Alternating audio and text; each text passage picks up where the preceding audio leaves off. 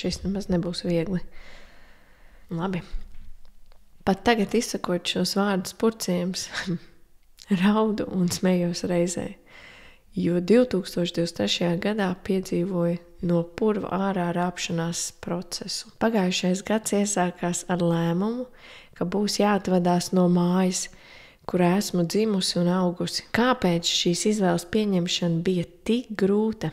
Kas par atmiņām šajā mājā piedzīvotas, un par tām es vienmēr būšu pateicīga.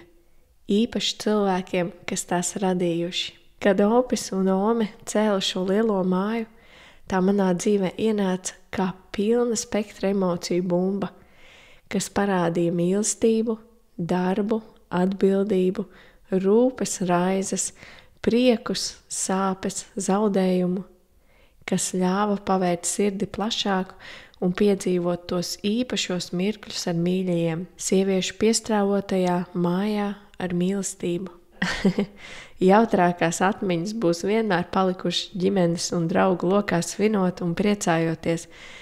Tā saka Sintijas draugu mamīte un katrs tuvākais, lai pasaka kādu vēlējumu manai mazajai princesītei. Es jau vispirms gribu viņai pateikt, ka audz liela un gudra, jā?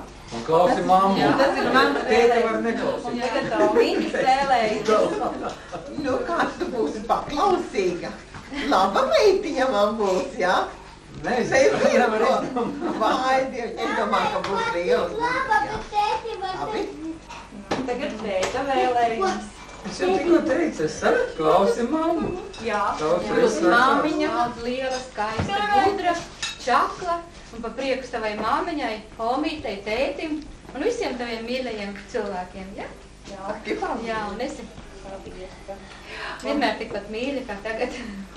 Un tagad ir Sintijas draugu mamma, jā. Kā jau draugu mammai, te jāstas, kur jau līga augi, lai tie iepriekšējie piepildās. Jā, labi. Tagad tikai atskatoties, cik daudz mīlestības un darba bija ielikts, lai kopā varētu svinēt, un par to paldies ģimenei, draugiem un radiem. Māmas un omas gādībā man bija gods uzaugt un atskatīties, kā gādība, rūpes, sarunas, mācīšanās un mana mīļākā nodarba spēles ir satuvinājuši mūs. Un arī mans dumpīgais raksturs. Kad sākās atvadīšanās process no mājas, pirms gada man jau tas daļēji sāka notikt jau sanāk.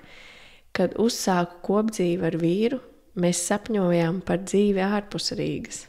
Nolēmām beidzot rīkoties un pārvācāmies uz Ķesterciemu, kur tagad baudām mīlestības, iedvesmas un mieru ostu. Bieži vien tā notiek, it sevišķi manā dzīvē es esmu pamanījusi, ka visas lietas notiek paralēli. Paši pārvācamies, vecāku māja arī jāpārdod un bērniņš arī pieteicies. Pārmaiņas un attīstības procesi bieži vien galvā notiek tik neaptverami, bet vienkārši jāķers klāt. Nu tad to arī darījām. Milzīgs un sirsnīgs paldies ikvienai darbīgajai rokai, kas nāca palīgā. Palīgā! Viens no izaicinošākajiem uzdevumiem bija mājas izvākšana. Šie visi gadi, kas tur pavadīti, no visām lietām jāatbrīvojas. Kā Dona dziesmā, jādodas uz Varanasi, krāmi un mēbeles paliks tantām. Par mantu piedzīvojumiem un pārdzīvojumiem es iekšēji rakstu savu grāmatu, bet dzīves mācība ir, ka cilvēki un kopā gūtās pieredzes ir pašas svarīgākās, jo mūsu ego mantu ziņā nekad tam nebūs gana. Tas gribēs vēl un vēl vienmēr. Lietas ir lietas, atmiņas paliek atmiņās, bet šodien pieder tagad.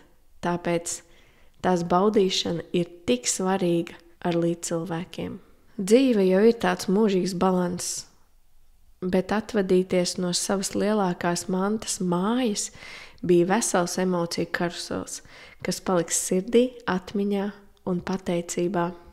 Ja es neiemācītos pateikties par šo iespēju un pieredzi dzīvot šajā namā, es nespētu mācīties no kļūdām un nesaskatīt iespējas.